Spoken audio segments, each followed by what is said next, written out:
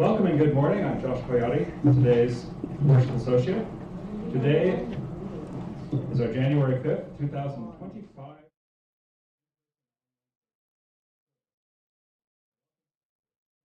This day, this opportunity to be in community. We have a few announcements. We'll be having Joys and Concerns after the Time for All Ages. So there's a little piece of paper to fill out if you have a joy or concern you'd like us to read at that point. The UUCIF Book Club will be meeting Tuesday, January 14th to discuss Sacred Nature, Restoring Our Ancient Bond with the Natural World by Karen Armstrong. Talk to Reverend Kevin if you'd like to participate and wish for more information. Men's group will be this Friday, January 10th. We're not quite sure of the location yet. Next Sunday will be the second Sunday shared meal, so there'll be a potluck after service, so feel free to bring a potluck item to share for next Sunday. The annual meeting, where the church votes on things like budgets and fun stuff like that, will be on January 26th. Oh, and Catherine Giovanna would like to meet with any greeters and coffee hour volunteers after service. Are there any other announcements? Okay, then it's time for our community greeting.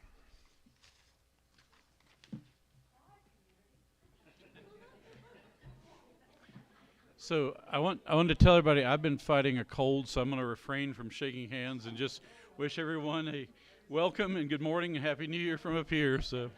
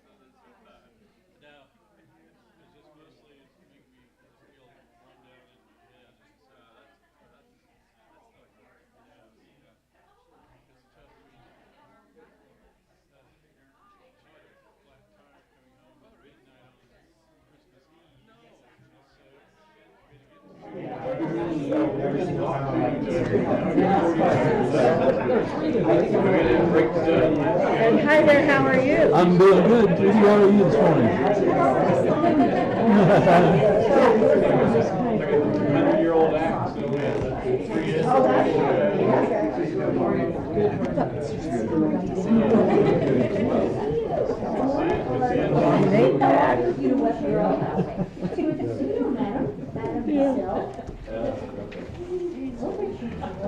What fun.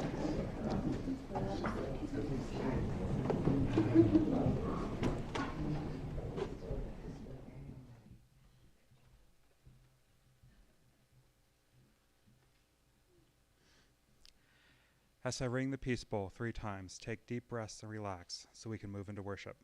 For this moment in time, let go of your anxieties, fears, and worries. Be in this moment.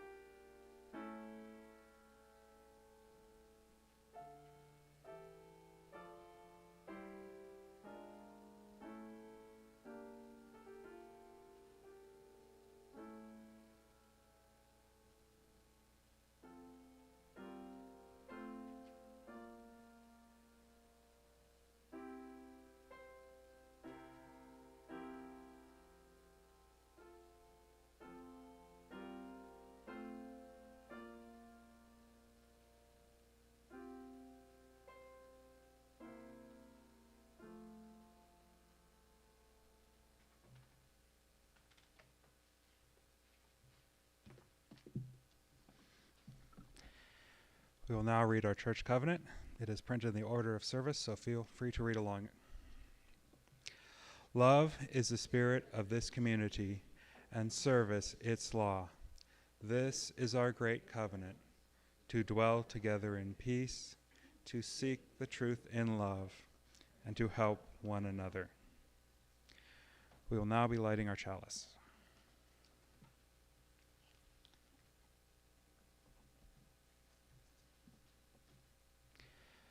Flame of fire, spark of the universe that warmed our ancestral hearth, agent of life and death, symbol of truth and freedom, we strive to understand ourselves and our earthly home.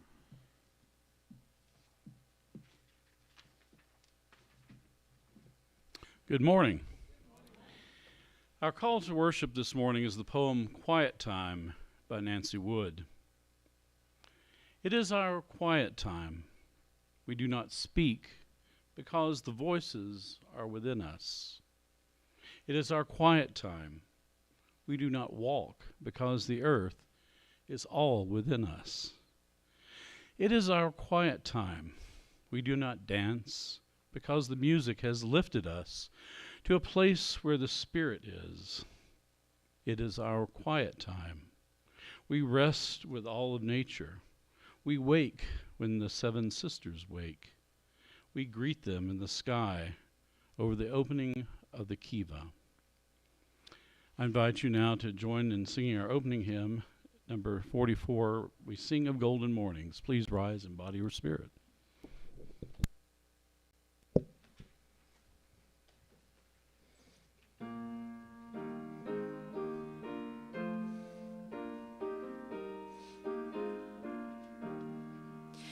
We sing of golden mornings, we sing of sparkling seas, of prairies, valleys, mountains, and stately forest trees.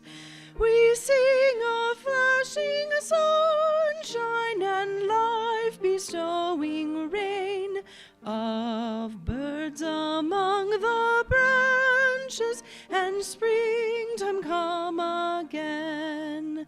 We sing the heart courageth, the youthful eager mind. We sing of hopes undaunted, of friendly ways and kind. We sing of roses waiting beneath the deep piled snows. We sing the earth's great splendor, whose beauty round us glows.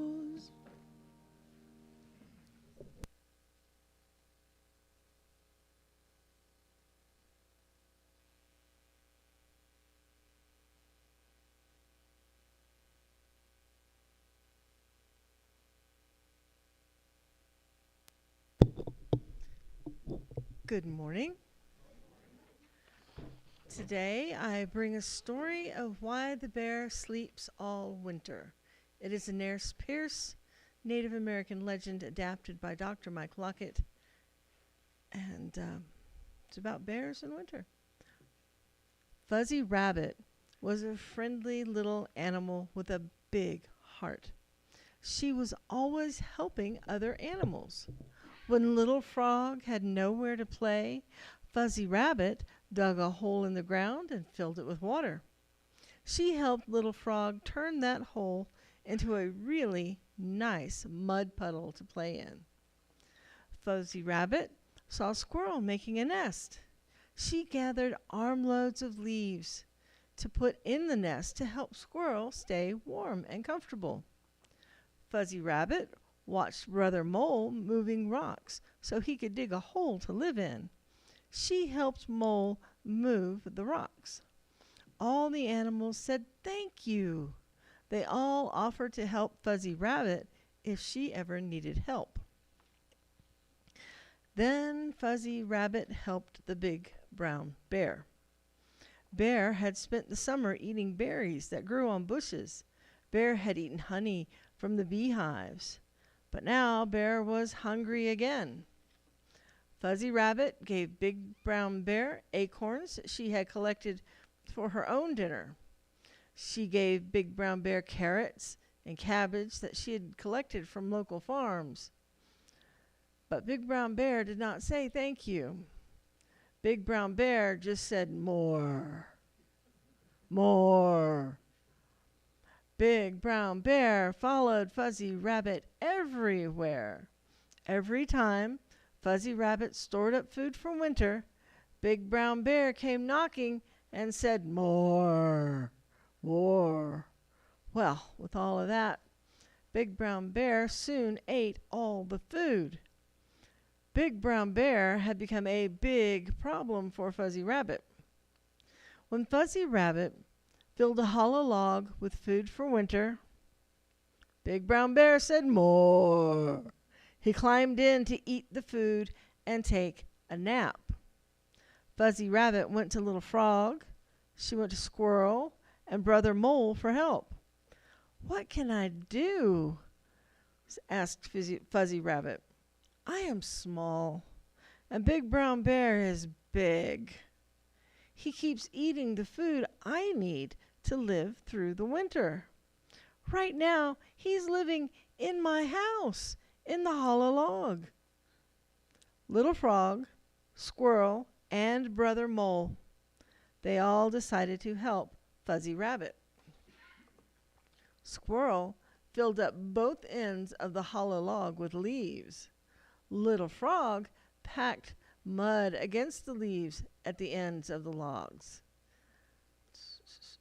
And Brother Mole used the mud to pack the rocks into the ends of the log. "Now, Fuzzy Rabbit," they said, "use your feet to pack the rocks tightly into the mud." Well, that is what Fuzzy Rabbit did. Big Brown Bear slept while they worked. When Big Brown Bear woke up, it was dark inside the log. "Must be night," he thought. Then he went back to sleep. He slept, and he slept, and he slept. Fuzzy Rabbit found a new home and filled it with food. Winter came. Fuzzy Rabbit was able to stay warm and had enough to eat thanks to her friends. Big Brown Bear finally woke up when he heard the birds chirping outside the log. He pushed the leaves, the dried mud, and the rocks out of the log and went outside. It was spring. "I slept all winter," he said. "I think I will do that again every winter from now on." Now this happened a long, long, long time ago. And Fuzzy Rabbit still tries to be kind to all of the other animals, including Big Brown Bear. But Fuzzy Rabbit always knows that she will have enough food for the winter because she does not have to share her house with the Big Brown Bear. And Bear always sleeps all winter. And we will now sing up our children.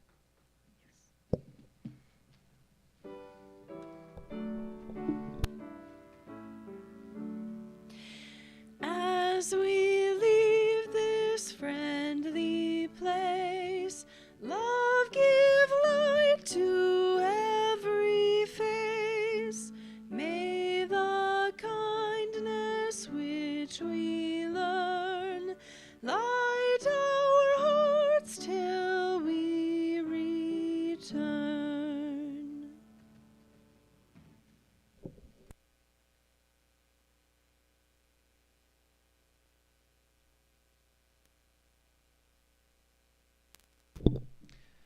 This is a very special time in our congregations, where each of us has an opportunity to share major events in our lives, our joys, our concerns, and our sorrows, so we can be uplifted by the UU community. As I read the joys and concerns that were given us, the minister will light a candle. From Pam Lilburn, a joy. Happy 90th birthday to longtime member B. Moyer. Victoria, a joy. Our church donated 5 big sacks of kids', women's, and men's clothing to the city refuge. Nice warm clothes. From Victoria, Joy. Honey's hugs are still holding her up. The magic massage works wonders. From Vic Allen, a joy that it snowed. Wee. From Karen Schaefer, a joy. Last Tuesday, they enjoyed a Scandinavian concert and jam offered by Dave Sealander and 5 other musicians. There were 15 listeners, and some even danced.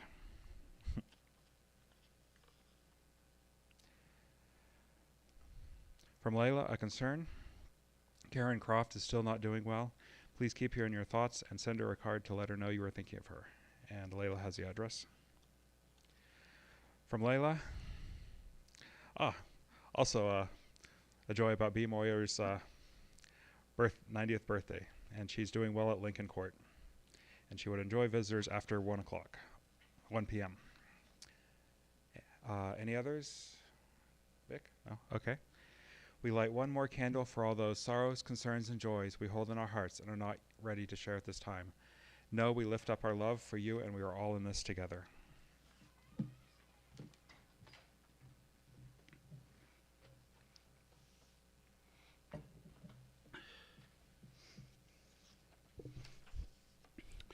Well, our reading this morning is from the book Wintering by Catherine May. A surprising number of novels and fairy tales are set in the snow.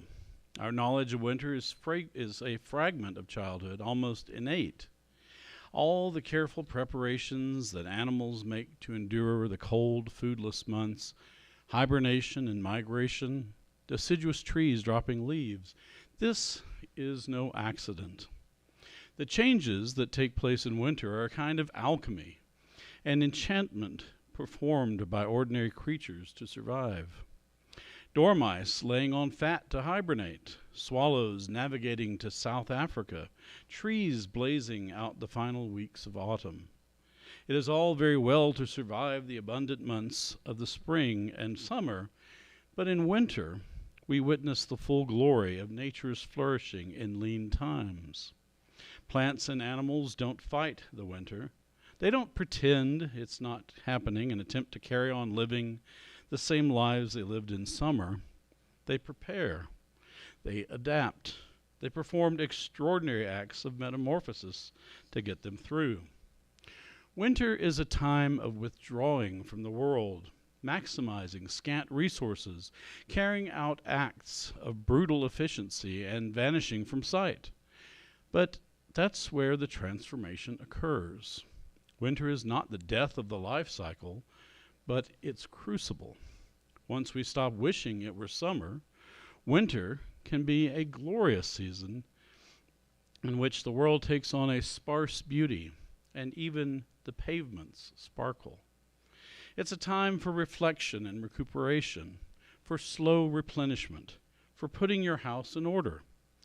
Doing those deeply unfashionable things, slowing down, letting your spare time expand, getting enough sleep, resting. It is a radical act now, but it is essential. This is a crossroads, we all know, a moment when you need to shed a skin. If you do, you'll expose all those painful nerve endings and feel so raw that you'll need to take care of yourself for a while. If you don't, then that skin will harden around you. It is one of the most important choices you'll ever make. An offering to support the mission of this church will now be given and gratefully received.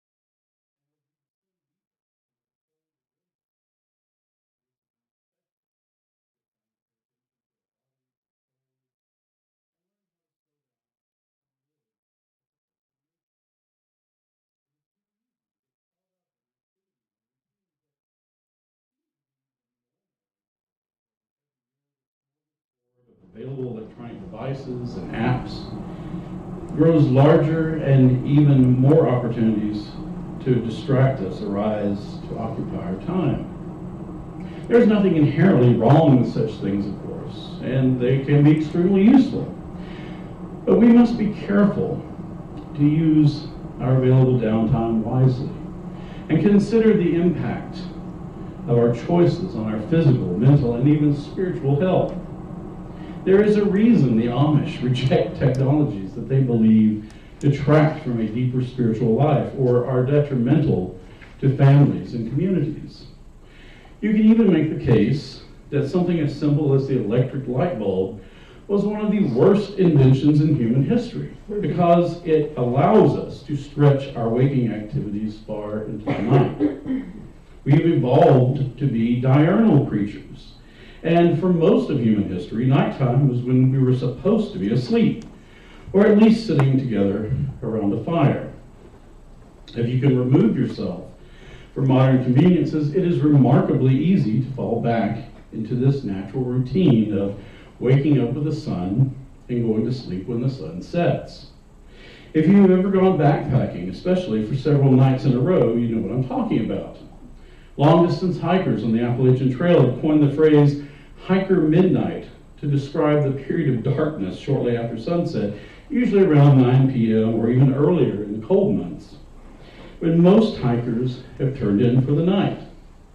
If you're sharing a shelter or campsite along the trail, it is courteous to respect this quiet time.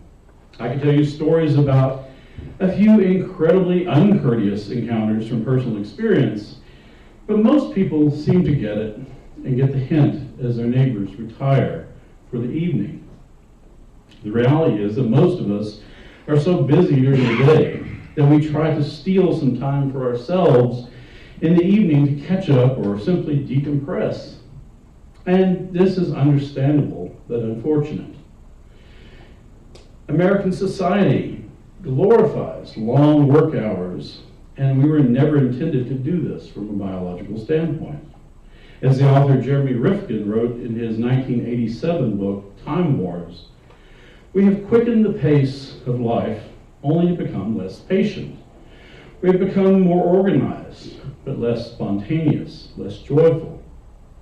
We are better prepared to act on the future, but less able to enjoy the present and reflect on the past. As the tempo of modern life has continued to accelerate, we have come to feel increasingly out of touch with the biological rhythms of the planet, unable to experience the close connection with the natural environment. The human time world is no longer joined to the incoming and outgoing tides, the rising and the setting sun, the changing seasons.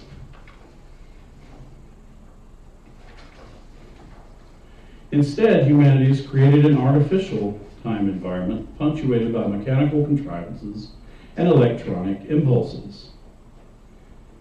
And this was written before the age of smartphones, when the internet was in its infancy. Faster is not always better or more efficient in the workplace or in our free time. Numerous studies suggest that we are better off taking short naps during the day, and a few progressive companies have even promoted this practice. But this is not an option for most people. And we just seem to accept it. The other night I was working on this sermon at my computer well after dark, and nearby our dog Atka was snoozing comfortably on her dog bed, taking one of her many daily naps. She knows how to live on nature's time.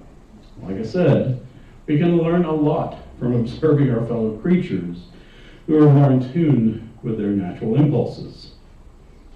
It also turns out that spending more time in nature seems to alter our perception of time itself.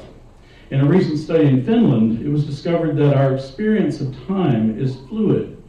And while we may feel rushed and stressed about the pace of time in our daily life, our perception of time is very different when we are in a more natural setting. And even though the towns here on the Snake River Plain are not as crowded and urbanized as the bigger ones, we can still experience this effect. As Dr. Ricardo Correa of the University of Turku, Finland explains, time perception in humans is highly subjective and regulated by a complex interaction of factors related to attention, memory, emotions, and physical stress. As an example, time may seem like it is standing still while stuck in traffic on the way to meet a friend, and then it may fly by quickly while having fun together. In contrast, nature is known to have a restorative effect for humans and may help us to recover a more balanced sense of time. When we're in nature, it feels like time goes slower, and we think we've been there longer than we really have. This makes us feel like we're gaining time, and that we have more time to enjoy things. It may seem obvious, but attraction to nature is fundamental to being human, and Correa and others are advocating for more green spaces in cities as a way to alleviate some of the depression and anxiety that plagues us in the modern world. We need access to nature to gain perspective for our well-being. Nature is telling us to slow down and live more fully in the present moment. Slowing down is also proving to be essential for us to have any hope of developing a truly sustainable society.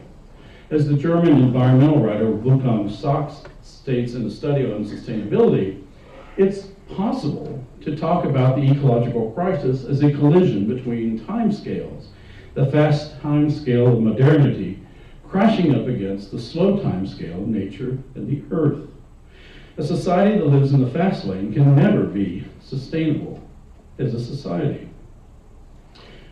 We are learning that the expectation of living faster and faster is not only diminishing the quality of human life, but is detrimental to the consumption of resources beyond levels that can be sustained for much longer.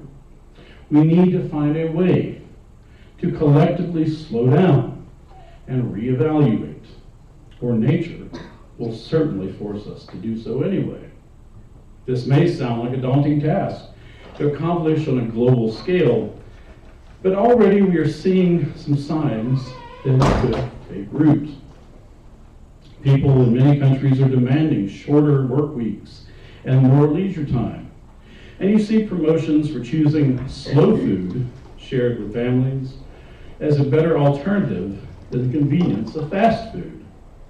Consumer society still promotes the idea of contentment through the acquisition of more stuff, but especially in the aftermath of the COVID pandemic, more and more people have discovered the limits of materialism and the value of time and family, including the benefits of slowing down. Maybe there's hope. On the spiritual side, we seem to have an innate understanding that slow and quiet is essential to spiritual practices no matter what we believe. Whether we are praying to God or sitting in meditation in hopes of glimpsing the Dharma, it is impossible to imagine much progress amidst frenzy and noise. Setting aside time and quietness to listen to that still small voice within is crucial. Just sitting quietly for a time in nature, like some lone bison in the Lamar Valley of Yellowstone, may be all that we need for a profound change of heart and feeling of contentment and connection to the wondrous web of life. And when the weather warms up, you might consider taking a pilgrimage journey of some kind that allows you to rest in nature for a time. Something like a long hike on the Appalachian Trail is fantastic, but such physical and mental challenges are not necessary. Myron Avery was one of the people who helped bring the vision of the Appalachian Trail to reality in the 1930s. And I've always found his description of the trail to be spot on and revealing, and it can apply to all sorts of pilgrimage journeys. Remote for detachment, narrow for chosen company, winding for leisure, lonely for contemplation. It beckons not merely north and south, but upward to the body, mind, and soul. Slowing down in the presence of nature allows us to notice the small wonders and fully appreciate and absorb the grandeur all around us at the same time. Such experiences can even seem mystical and ineffable. It's easy to see why the words of those who are gifted with the ability to relate such feelings in language are so meaningful, from the ancient Taoist poets all the way down to Mary Oliver. They reflect a deeper spiritual reality. And taking the time to read and reflect on such poetry is itself a spiritual practice worthy of our time. Setting aside formal time for prayer and meditation can be wonderful. But even enjoying the simplicity of unplanned, unstructured time has a sacred quality in a world obsessed with speed and efficiency. Be part of a bold and rebellious spiritual opposition against the status quo by slowing down. This is wisdom that many of us learn as we get older, whether we like it or not. The retired minister Richard Morgan wrote about this when he was in his 80s in his book, Pilgrimage into the Last Third of Life, 7 Gateways to Spiritual Growth. He discovered that he finally started tending to aspects of his spiritual life that he should have been tending to all along. Solitude, the quiet and inward life of the mind, the practice of paying close attention to all the things we miss when moving through life quickly. He came to realize that slowing down is not a missed opportunity, but rather a spiritual gift.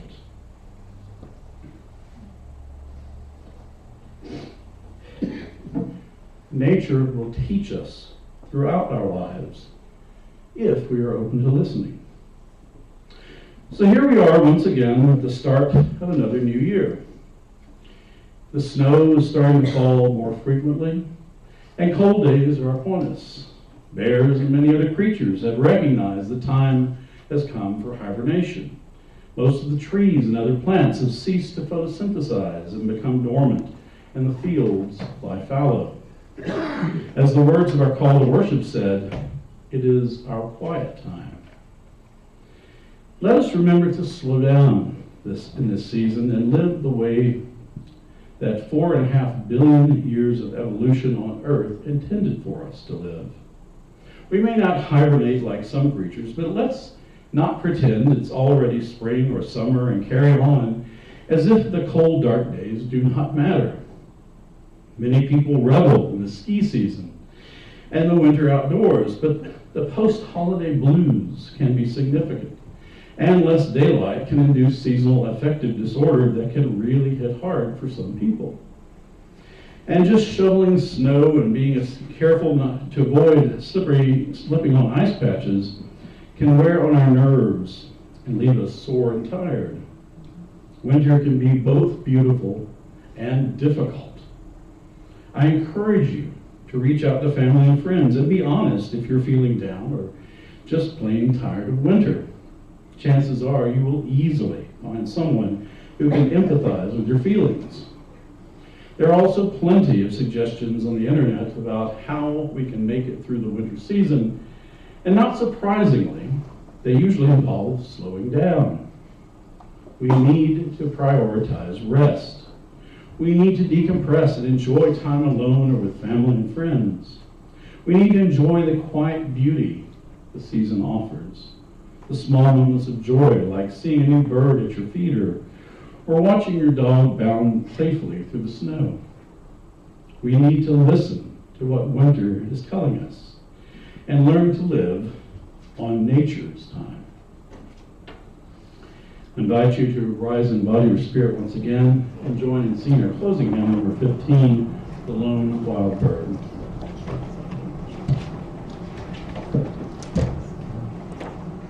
Thank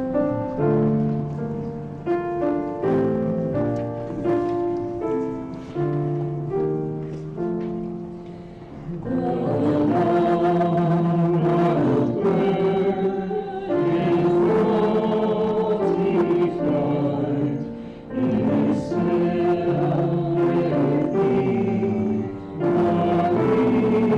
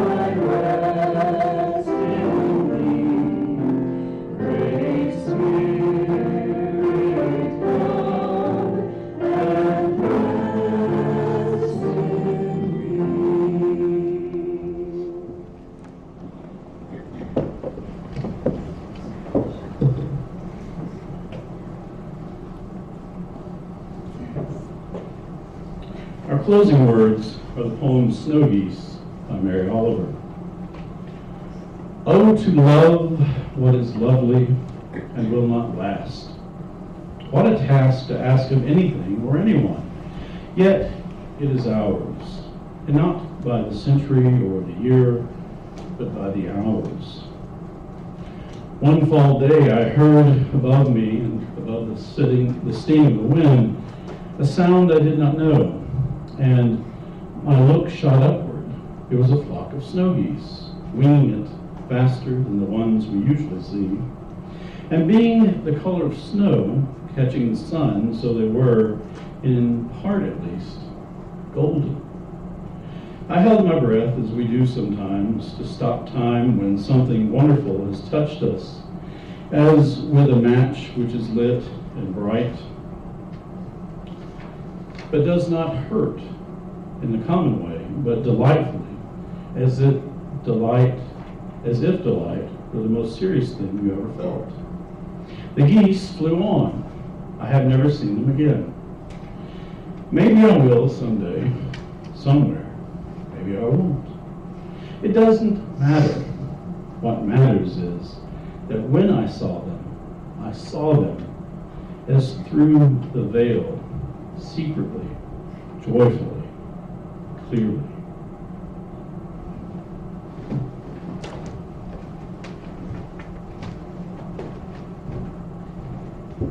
We will now be extinguishing our chalice with the words from Elizabeth Sell Jones. If you wish, join me in reciting them. We extinguish this flame, but not the light of truth, the warmth of community, or the fire of commitment. These we carry in our hearts until we are together again.